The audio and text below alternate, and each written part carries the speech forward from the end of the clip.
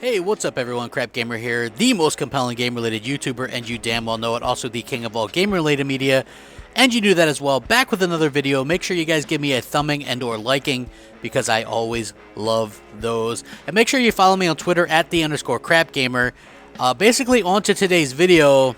And, you know, I hate to really be negative about this stuff. As many of you know, I'm a big Fable fan, right? I am a huge Fable fan. I have all the games. I was even in the Fable Legends beta.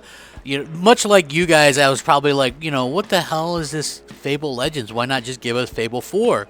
And then what we've all heard from the PR and all that stuff was Fable Legends was the game that Lionhead wanted to make. But basically, if these new reports are true, that's not exactly what's going on. There's this new report, and I'm going to link it in the description, that Microsoft had forced Lionhead to put their efforts into a game as a service rather than developing a proper single-player Fable 4, which art director John McCormick had envisioned as an RPG set in a steampunk Victorian London. As they developed Fable Legends, they grew too ambitious, spending upwards of $75 million to ensure the game had incredible production values. The developer spent a great deal of time working out core concepts to try to figure out how to make the game fun. Then there was Microsoft. Throughout its development, Fable Legends was used as a poster child for various Microsoft initiatives. In January 2015, Fable Legends became a Windows 10 game as well as an Xbox One game after Microsoft decided to switch focus to cross-platform play. And they said, we didn't even know about Windows 10 when we started developing Fable Legends. In fact, we were going to be on Steam. This caused Lionhead a massive headache. Cross-platform play with a PC version opened up the game to cheating. Basically, Microsoft was like, hey, you know, they were actually pitched Fable 4 from Lionhead, and Microsoft said no. And to me, the Victorian London steampunk era sounds fantastic.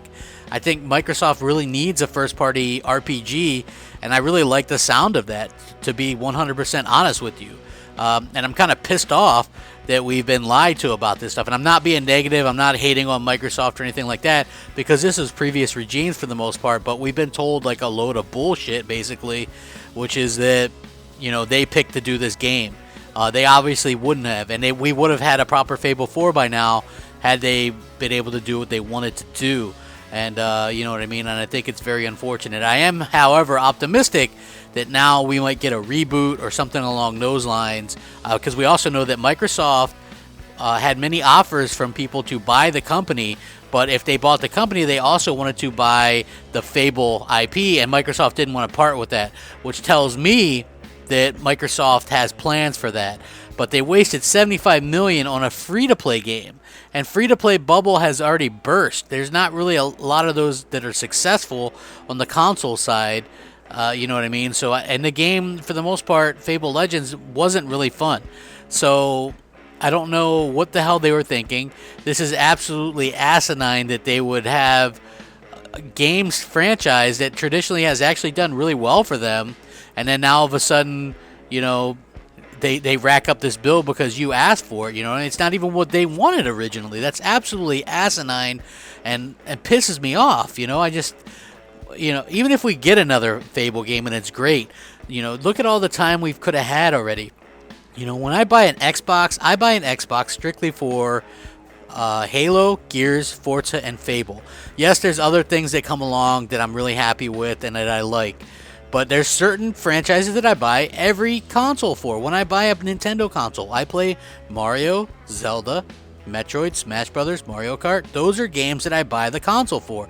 When I buy a PlayStation, it's going to be for God of War, you know, Ratchet and Clank, not The Last of Us, but you know, stuff like Uncharted, Gran Turismo, you know, SOCOM. I buy these consoles specifically for certain games, and the fact that Microsoft said no to a traditional RPG to do a games as a service is very troubling. And then to spring Windows 10, which probably threw a monkey wrench into the whole thing. This is what I was worried about all along with this Windows stuff, was that if you do cross-platform play, it does open up cheating and all kinds of other logistic issues and things like that. So hopefully we don't see this with other games. We could be seeing delays because of this stuff, right? So I know a lot of you people were probably on board with this, but to me, I don't like the idea of cross-platform play. I don't like the idea of every game having to be on Windows 10 as well.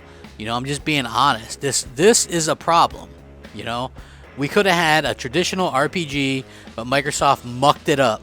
You know, hopefully, you know, they fix it. Hopefully this is just a bump in the road. I'm curious to hear what you guys think, though. Sound off. Let me know. Rack 'em up. Crapgamer, out.